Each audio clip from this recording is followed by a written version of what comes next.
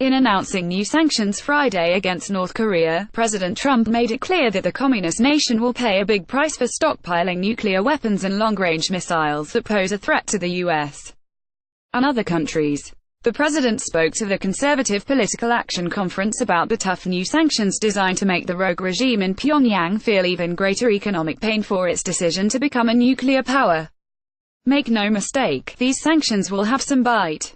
They apply to 27 shipping companies and 28 ships registered in North Korea, China and 5 other nations. The Trump administration says the companies and ships are helping North Korea evade international restrictions on fuel imports and a ban on coal exports. The sanctions are designed to cut off foreign cash that North Korea desperately needs.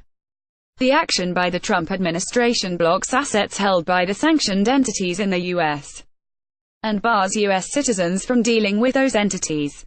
The North Koreans could even decide that it's time to up the ante and prove to the world beyond the shadow of any doubt that they can start a nuclear war. Coming on the heels of multiple United Nations Security Council resolutions, as well as unilateral sanctions imposed earlier by the US, South Korea and Japan, the new U.S. sanctions will intensify the diplomatic and economic isolation of North Korea under a maximum pressure strategy that can only mean trouble for dictator Kim Jong-un and his regime. Indeed, these sanctions are coming at the worst possible time for the North. With reports Pyongyang could be tapped out of foreign exchange and dollar reserves come October, this is tantamount to bankruptcy for the regime. So where do things turn next? There are only 2 paths I can see going forward. The first is what I would wish would happen, but seems highly unlikely.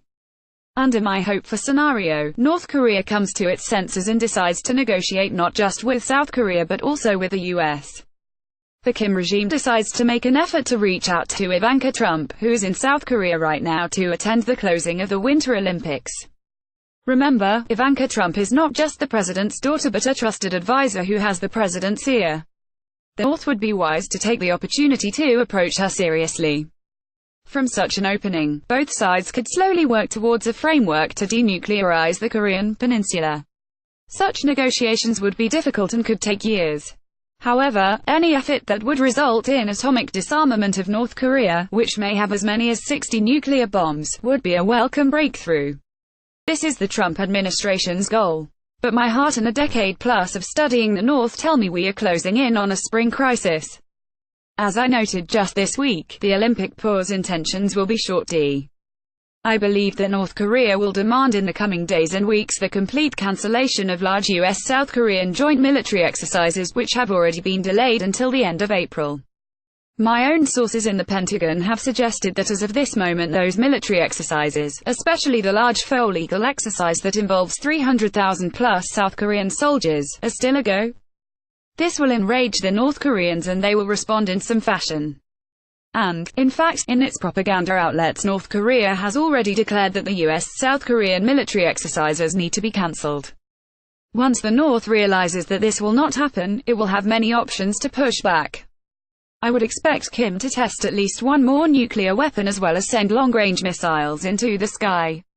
The North could even decide to fire an intercontinental ballistic missile deep into the South Pacific and show off new warhead technology that can pierce the atmosphere and destroy a city.